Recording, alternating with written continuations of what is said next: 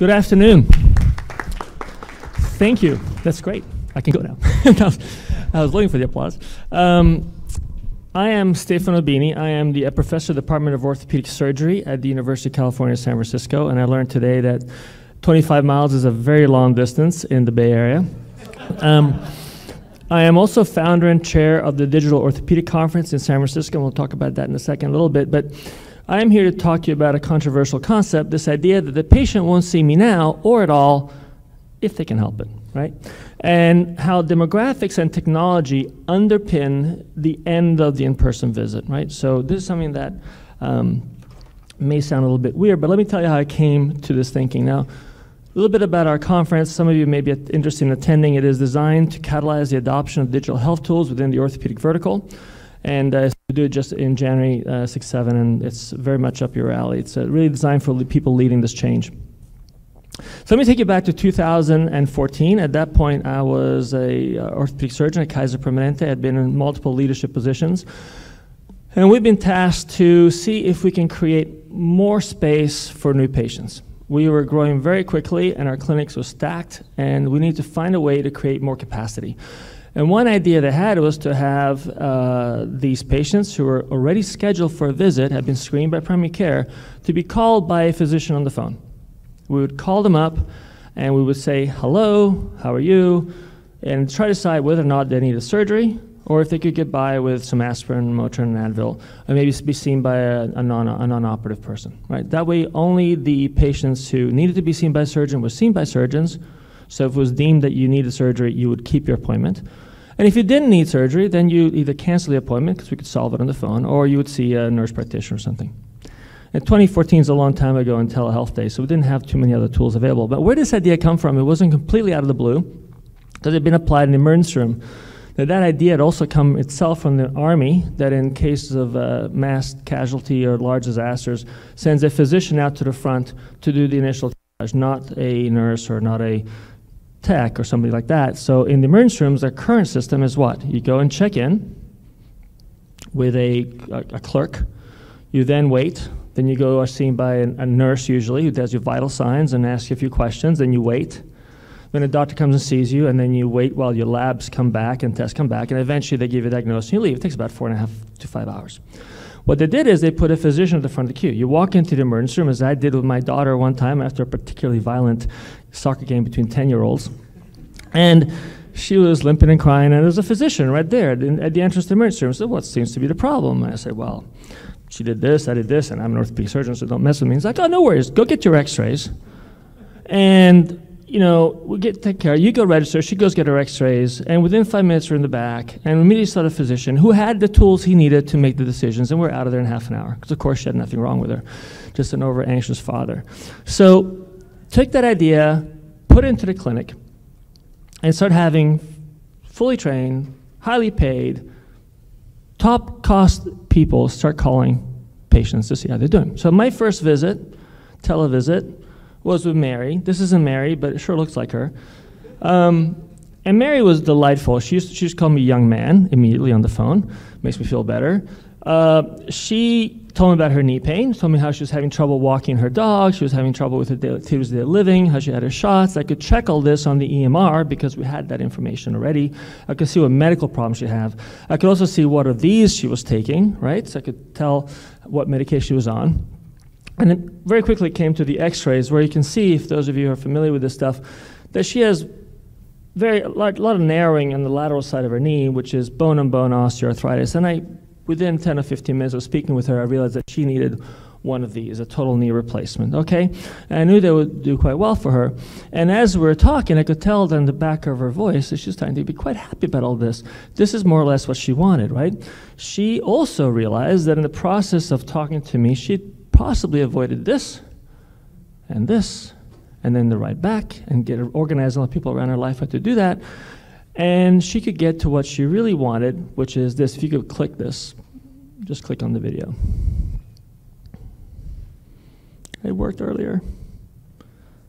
Can you click on the video? Thank you. How far along are we now? Okay, there is audio. We can hear it. It's okay. She's 3 weeks out from a total knee replacement, right? Now she's actually very happy. This is what she wants, because her neighbor had the same thing done by our office, and so she wanted to come back and have this, right? This is a much better outcome than what she wanted before.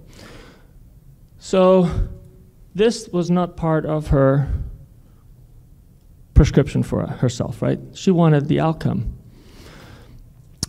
Now, as we went through this process of calling patients, not only did we minimize the unnecessary visits, we eliminated many necessary visits, because what happened? Mary's turned around and said, well, Dr. Bini, I said, would you like to come and see me in the office? We can talk about surgery. She says, no, not particularly. I think we got most of our questions answered. Can I talk to your schedule and book surgery? I'm sorry, you don't want to come see me? Dr. Bini, you don't want me to lay hands on you and tell you how wonderful you are and have a connection? No, not particularly, because all those other things I showed you get in the way of you and me actually getting together. If you live next door, no problem, but I don't particularly want to come and see you. So we actually eliminated many necessary visits.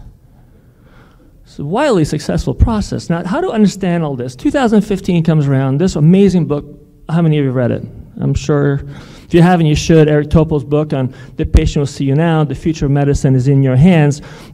He was, basically this idea of the patient will see you now plays on this idea that we tell the patient, the doctor will see you now, right? So actually saying no, because of the changes that are happening in the world of digital health, with the intelligent networks that are being built, the democratization of data, where patients will have access to their own data and bring it with them, with the advent of knowledge access. Somebody mentioned Dr. Google earlier, the idea that you can actually look at processes that you might not otherwise have access to, and peer-to-peer medicine networks would arise, where patients can help patients, family can help patients, employers can help patients, right? The entire ecosystem people revolving around a patient can help them using these tools. Broad patient-based innovation platforms would arise, similar to what we talked a little bit earlier. New models of shared risk management would occur, and the world would become or move towards a patient-centric care model. This idea of patient-centric care model I found very interesting, because it sort of reminded me of this fellow. Anybody recognize him? Nicholas Copernicus. He had this silly idea that maybe the sun didn't really revolve around the earth, and the church almost had him killed for it, because the Bible says that that's exactly what happens. But it's this heliocentric model, which I posted a little bit more about in detail if you're interested in the concept on my LinkedIn page, and presented at a conference at Exponential Medicine, this idea of the Copernican revolution in healthcare, where we actually will be moving the patient to the center of our universe, and the physician, God, moves into the periphery, it becomes coach. A lot of physicians find that abhorrent, but in reality, it's wonderful, because you're not responsible for everything from that point forward. Your job is simply to help the patient go through. But nonetheless, as interesting as this concept of the patient-centric model of care was, it really isn't going to explain why Mary didn't really want to see me. I didn't have, in my head, a framework to explain why the patient didn't want to see me at all, as opposed to not wanting to see me now. So the question I asked myself, are we asking the right question? What do the patients really want? Are we looking at things from the right perspective, and are we looking at it from their perspective, all right? So to help me, thankfully, Clayton Christensen came out with yet another one of these amazing books. So how many read The Innovator's Prescription or The Innovator's Dilemma, right? Amazing books, basically prefaced healthcare reform, the decade that followed the book, insanely accurate. But Clayton Christensen came up with this book recently. And in that book, he expounds a new idea called the job to be done, right? So as you can see here, they say, and this is them, jobs to be done is based on this insight. When you buy a product, we essentially hire it to make progress and get a job done. If it does a job well, we hire that same product again. If the product does a crummy job, we fire it and look around for something else. The job to be done. So this is a theory that was developed to complement the theory of disruptive innovation, which encourages us to identify the jobs that a customer, in our case, the patient, needs to do. And this is not the same as what problem are you trying to solve, which was sort of the previous paradigm. Rather than what problem you're trying to solve, you're trying to say, okay, what is the patient hiring me to do for them?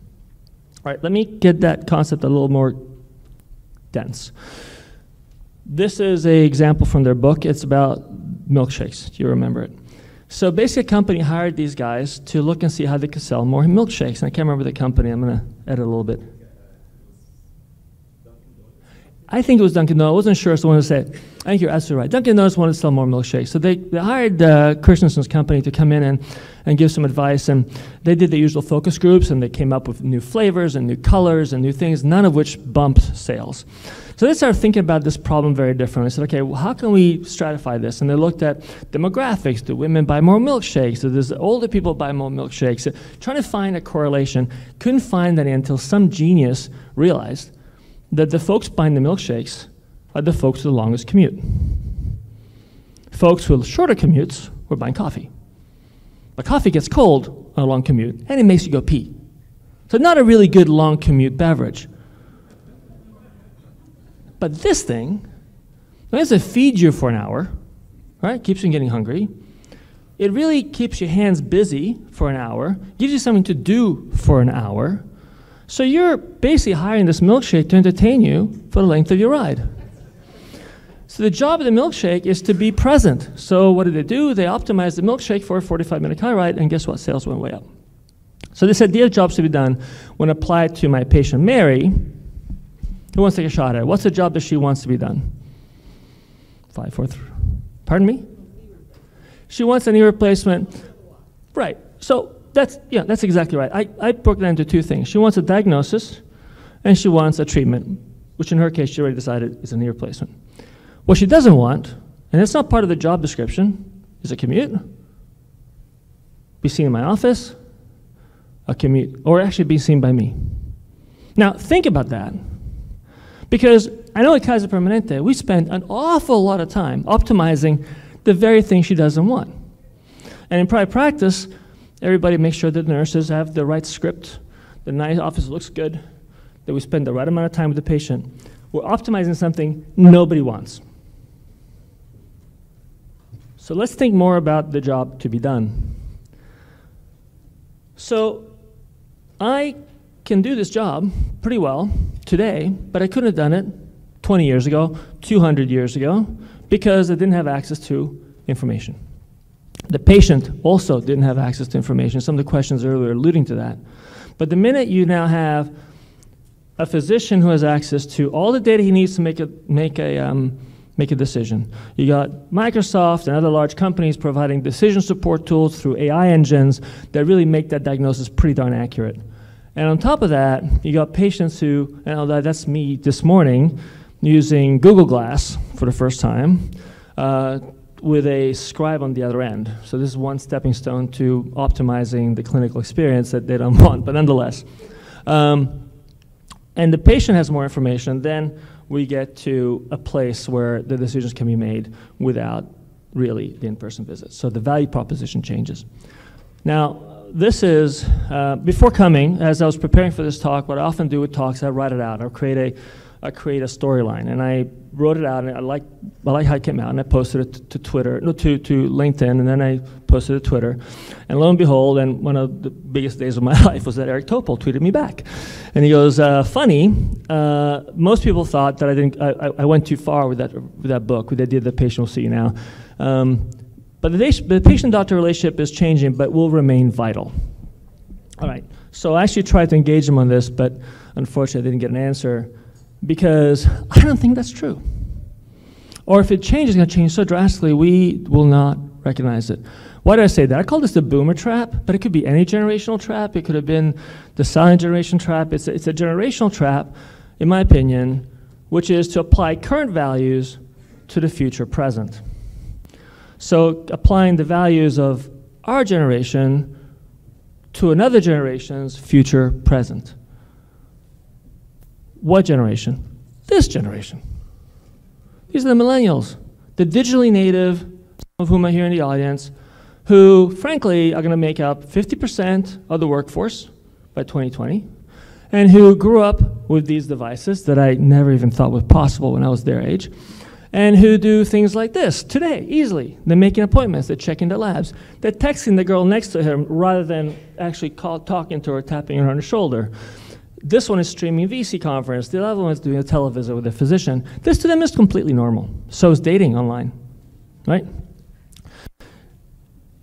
The value proposition of the in-person visit for them is going to be very different. These folks have a different approach to empathy, They have a different way of obtaining self-awareness. Emojis make my daughter extremely happy, as much as possibly seeing their friends at the playground. I'm not saying these things go away, but there are going to be other ways that we can connect with patients that are not the traditional hugs, kisses, touch on the shoulder, which is what our generation feels to be a necessary and important part of the patient-physician relationship. I don't think that this generation is going to go for that, right? They're going to want to hologram themselves into the doctor's office. Right? And that, by the way, is already happening. Microsoft does it all the time. I saw some amazing videos of what Microsoft's doing with their mixed reality. And this is today, so this is not that far away. So the idea that we're taking our value system, projecting it onto another generation, and assuming, making all the assumptions that go with those assumptions, is probably faulty. So, in summary, the value of the in-person visit will decrease over time as our capacity to deliver data, not just to the physician making the decision, but to the patient who has to eventually decide whether to accept this information, is becoming increasingly flexible and capable. The social values of the digitally native patients will lead to different care models because they'll insist on it. And these patients will not see me at all if they can help it. They've got better things to do. Their grandparents may still want to see me. But as you can see, I think of this as a generational issue that time will change everything. And with that, I encourage you to ask me some tough questions. Follow me on LinkedIn, continue conversation wherever. Thank you very much for your attention. Excellent. My friend who read the books I read. Great.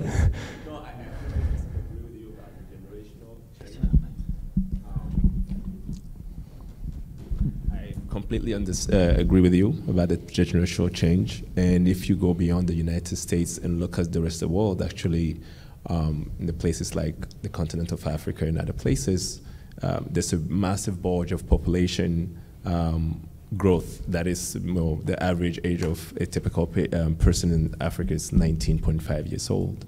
And so you have a very young group coming into the labor force who are going to have the disposable income to be able to come in, and it is going to affect what they demand of the healthcare system. Having said that, and someone mentioned blockchain earlier, one of the things that always worries me is healthcare is a very political thing. It's also a very regulated thing, no matter where you are in the world. How does sort of the regulations catch up to this avalanche of consumer demand for a different kind of relationship with physicians? Whereas, you look at some countries, they said, well, you can't do the first visit with the patient by video, for instance. And so how do we deal with the nexus of, one, we have this generational change happening where you still have the grandma who wants to necessarily come and see you, and the regulations that are around that don't seem to change fast enough to adapt to this new group of people who are coming into the labor force, who are going to be using healthcare and kind of going to be expecting a different kind of interaction. How do we deal with this mixed situation we're about to encounter going forward? So I love these narrow, targeted, focused questions to which I can give a 30-second answer and know I got it pretty much covered. Look, I don't know, I could take that in any number of directions. The number of regulations that need to change for a lot of what the promise of telehealth is really just one, and that is the FDA is trying to get their head around at what point is an app practicing medicine. And at what point can an app backed by an AI engine with 99.9% accuracy be allowed to say you need an aspirin for this and you do not need a CT scan on an app without a clinician or physician coming around. Once that happens, everything else is opened up. I've been thinking a little bit about this. What are the real roadblocks? Because there's a lot of others you can point to, but that's the one where you can take the physician out of the mix, and physicians are the bottleneck, right? It's the number one bottleneck we have across all systems, all countries, in the delivery of care. The promise of all these tools is that we can take the physician out of that center of the universe environment, put them in the periphery, put the patient in the center, which means they have access to the data. Now, here's some things that are happening already. Now, HIPAA in the United States only applies to data that I request of a patient, right? If you furnish to me the patient, you can keep your data. So the more we get towards patient-generated data, sets that they can carry with them, their personal health record can carry with them, I think we get around a lot of those particular issues until we get to that point of making a prescription. So that last thing, that one point, I believe to be the one regulation has to be addressed relatively quickly. The international concept is really brilliant. I'm so glad you brought it up because I spent a lot of time speaking internationally as well, and it's a very different mix of users. Right? Like you said, the average age is 19.5. You get to the Middle East, around 30. Europe, it's like closer to 45, 50. So it's a very different paradigm and a different time frame of demand. The problem is most international companies come to the United States because it's a large market and develop software and programs for us, and sometimes not necessarily for themselves, which I see a fair bit. So I'll leave it at that because otherwise we could go a long way down a wrong rabbit hole. But you and I can talk later. Great. Any other questions? Yeah, we'll go here, then to lead him back. Thank you very much. It's clear that you are a natural speaker and entertainer, so thank you very much for that great presentation. My question concerns, you mentioned, I'm speaking on behalf of the millennials that you mentioned in your presentation. We definitely all have a lot of better things to do than seeing you, and I'm just curious whether or not you talked specifically about, and any of these talks have been a lot about the savings in time and money with respect to healthcare and the healthcare industry in itself. But you obviously also touched upon the fact that, again, people have other things to do, and those things could be very productive. So I wonder if there's any studies or anything that you've been aware of, measurements that, projections that go into how more, for example, what kind of effect all this time savings may or may not have on the actual GDP of the whole country by, saving these people time and actually allowing them to do more work versus sitting in your waiting room doing nothing. So. You asked a really interesting question. If we're saving time in area A of the economy, do we generate revenue elsewhere in the economy? And your generation, given the opportunity to have an hour off, will probably go to the beach. So probably not going to generate a lot. No, I'm just kidding. I'm just giving you a hard time. But let me ask, can I take that question, twist it a little bit? Because I think it's an area of great interest to me as well. I think that we're looking at it wrong. I think that a lot of people are looking at these solutions as incremental improvements in the delivery model, okay?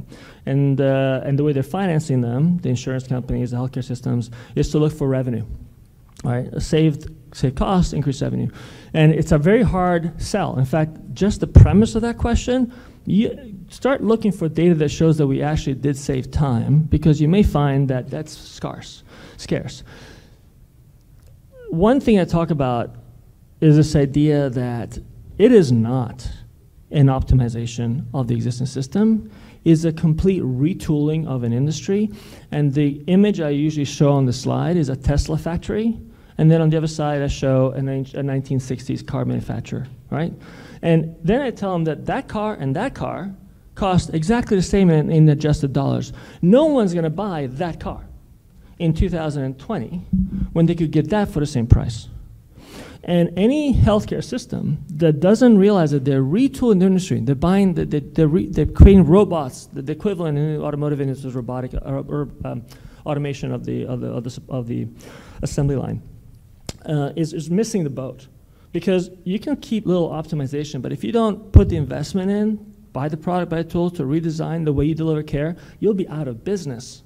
Because somebody else will be more than happy to deliver the care that people want, your generation wants. So look, you're looking at a world that was designed by boomers, right? That's struggling to keep it under control, right? Look at Hillary Clinton, look at our president. They're trying to control this thing. Eventually they'll die off, we'll all die off, and your generation gets to redesign it. And I don't think it'll look a lot like what we have now. So, oh, actually, this lady here in the red scarf. Yeah. There is. Okay, she doesn't have much camp. She was first. There is a. I mean, interesting that he brought up the GDP thing. I was giving a talk recently at the American Professional Wound Care Association meeting where there is no quality of life measurements in wound care, but I had to search and find out what is the value of prevention of one foot ulcer. And I had to scour, and finally I found one study done in Canada where they took 12 quality measures and found out that preventing one diabetic foot ulcer adds $36,000 of quality of life measurement for that. So one diabetic foot ulcer. So the question is, the quality of life measurement may be something that has to be looked at too. I think that, I'm not sure if that's a question or a statement. If it's a statement, I agree with you. The question is, how can we leverage telehealth tools to better improve chronic disease management? I think that's been studied extensively and looks to be quite effective. The wound care data is actually pretty extensive. When I was at Kaiser, and I ran orthopedics and in my couple of hospitals, and we had podiatry under us, and so we looked specifically at the question of at what point would we break even for us to see patients more frequently to avoid the readmissions or needing a flap or something. So the numbers were there, and they're very compelling because it's extremely costly. Amputations, that kind of thing. You start adding those into qualities, you start getting to some big numbers. There's a recent study that I just saw on LinkedIn. I was trying to go back to look at it, couldn't find it.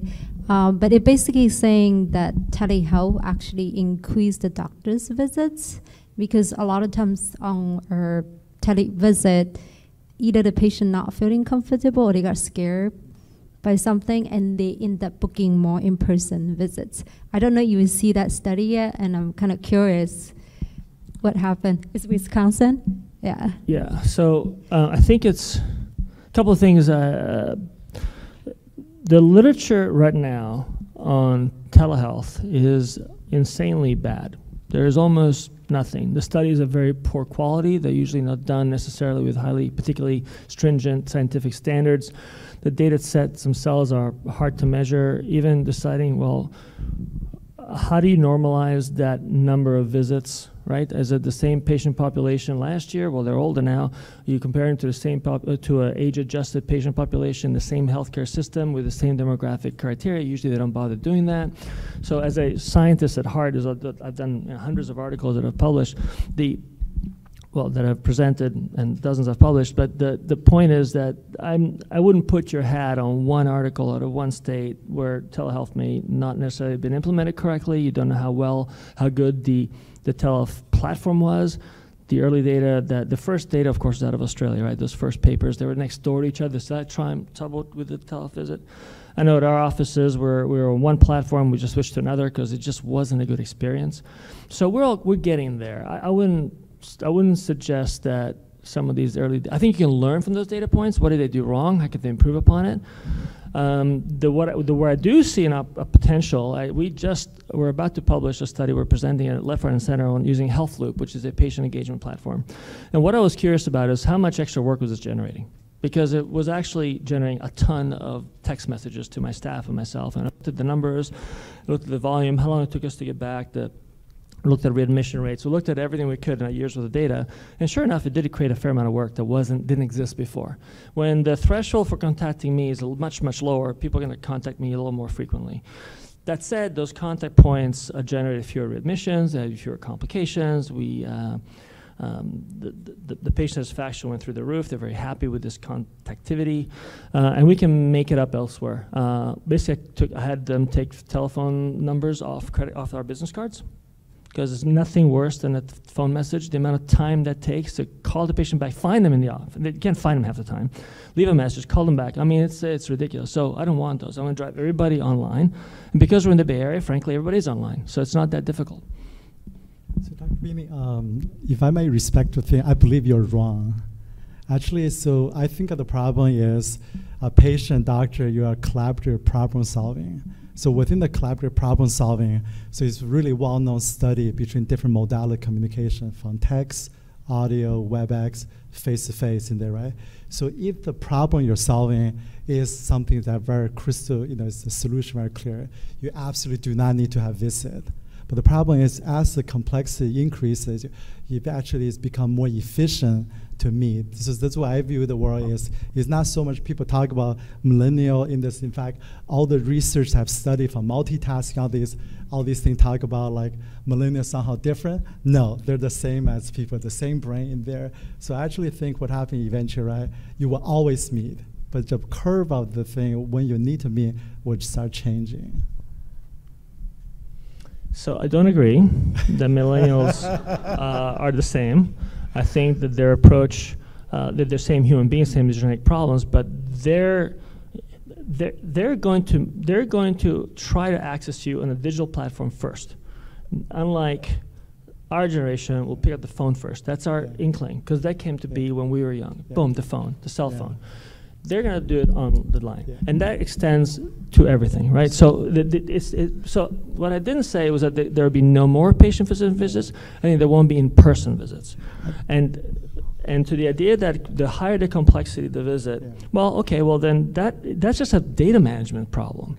It's easier for me to manage complex data today, but maybe we can ask our Microsoft folks later, is how much help are they going to give us, IBM, all these other companies are looking at AI engines to help us manage complexity in a way that makes it a lot easier for us. So I'm talking about future present, not current present. I mean, I think if you extrapolate to the future where just AI just solve everything, I agree. But I think from now until then, right, there's problem, right? If you look at even a lot of diseases in there, right, it's unclear. You're going this way, right? Collaborative problem solving, right? You start, let's try this, let's change your medication, all these. So all those cases, you could do text chat, you could do over email, but that one is well proven if you use those modalities to try to solve, ended up just a lot less efficient than just get on a face-to-face or video visits. So I know where you're going with this, and I agree with that your points are logical. Let's throw in another variable. The amount of resource needs to be allocated to get you and me in my office at the same time. So I've got a whole staff of people that are going to call you up, make appointments, cancel them as needed, refill them. You have to cancel your work day, etc. That visit is very expensive. But so it's a lot cheaper for me to do 3 or 4 televisits than 1 in-person visit. Oh, I agree. But I view like video visits as same as in person. I do agree there. Well, synchronous, any kind of synchronous visit is a problem. So asynchronous is good. So look, I like to push these ideas, right? I like it being a little controversial. Obviously, there's going to be a huge variation in whether it's applied in Wisconsin or California. It's the penetration, it's generational, it's all these other issues. But this idea that the patient-physician visit is a reference point that can be changed, that we must have it because otherwise we can't have empathetic exchange and we can't understand each other, I just don't think that that's going to hold water for much longer. But for today, I agree with you. Sounds good. Thank you so much. Thank you so much. That was a great talk. Really appreciate it.